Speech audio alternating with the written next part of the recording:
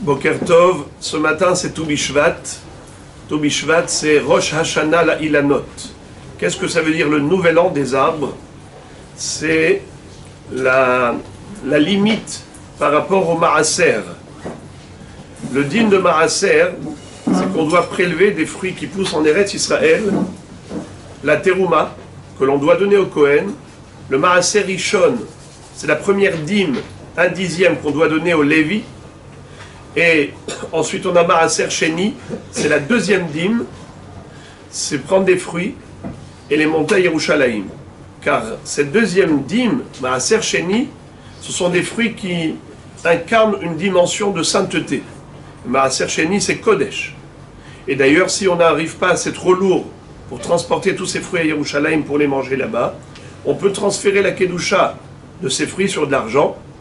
Cet argent sera utilisé à Yerushalayim pour acheter des produits alimentaires qu'on consommera là-bas même à Yerushalayim. Le Maaser Sheni, c'est uniquement dans les années 1 et 2, 4 et 5 de la Shemitah. Parce que vous savez que d'une Shemitah à l'autre, on a 6 années d'agriculture. Et ces 6 années d'agriculture sont réparties en deux. 1, 2, 3, 4, 5, 6. Alors 1, 2, c'est Maaser Sheni. 3, Maaser Ani à la place de Maaser Sheni. 4, 5, Maaser Sheni. 6, Maaser Ani à la place de Maaser Sheni. C'est quoi Maaser Ani?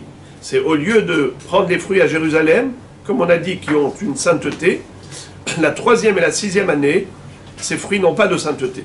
Ce Maaser, on doit le donner aux pauvres. C'est du don aux pauvres. Maaser Ani. D'accord. Alors maintenant, qu'est-ce qui définit l'année?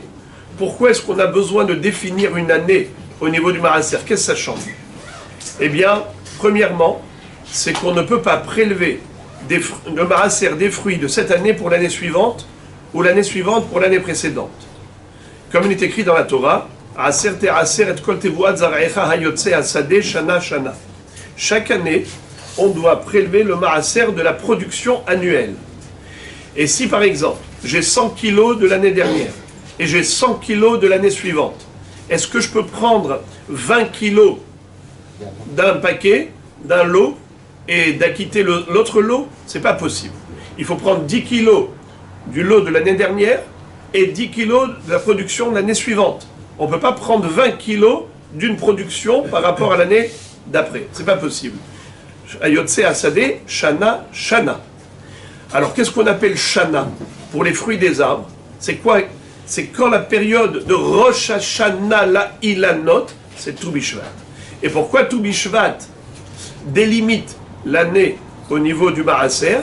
C'est parce que Yardu Rov Gishme Shana. La majorité des pluies de l'année sont déjà tombées. Je ne sais pas si vous avez remarqué, ici à Natania, et pas seulement, dans tout Eretz Israël, même la Kinneret, Baruch Hashem, a remonté le niveau, ce qui veut dire que la majorité des pluies de l'année sont tombées. Alors, Haseraf Ole Ba'ilanot, ou Hasheraf, c'est-à-dire la sève commence à monter dans les arbres, et désormais, à partir de cette sève, on aura, Be'ezrat Hashem, la production des nouveaux fruits de la nouvelle année. C'est pour ça que Tou Bishvat, c'est un jour extraordinaire, c'est un jour qui délimite la nouvelle production de l'année suivante, et on le sait, combien ces fruits nous procurent du plaisir, nous procurent de la satisfaction. C'est avec ça qu'on se nourrit, et avec ça Kadosh Baruch Hu comble nos besoins. Alors, je vais juste dire que on compare l'homme à l'arbre qui a Adam, à Etz Hasadeh, à la fin de Parashat Shoftim. Et comme lorsqu'on a arrosé des arbres, après ça la sève, elle monte dans l'arbre et l'arbre produit ses fruits, eh bien c'est pareil pour l'éducation. L'éducation des enfants, lorsqu'on a arrosé convenablement durant leur jeunesse, eh bien au début on ne voit pas les fruits. Mais le travail des parents, c'est d'arroser, de donner beaucoup d'amour, de donner beaucoup de sagesse, de parler avec douceur, d'instruire les enfants. Et on ne sait pas, pour l'instant, on ne voit rien. L'arbre est encore vide. Mais il faut le savoir que tout ce qui a été investi, c'est une richesse qui n'est jamais perdue. Et c'est après ça que, lorsque l'enfant grandit et qu'il a intégré au plus profond de lui-même cette sève que les parents ont su lui accorder, eh bien il pourra produire à son tour de beaux fruits, de donner naissance également à une progéniture qui sera toujours dans Derech HaTorah vers Mitzvot. Donc, Baruch Hashem, lorsqu'on voit ici des tzadikim qui sont issus d'une éducation qui était sérieuse, consciencieuse, eh bien, en quelque sorte, c'est ça, le Ur'e Banim Levanecha Shalom al Israël. Lorsque les enfants continuent et poursuivent dans le droit chemin, alors c'est la paix, la sérénité pour l'ensemble du clan Israël. Bruchim Tiyu, Tu Bishvat Sameach.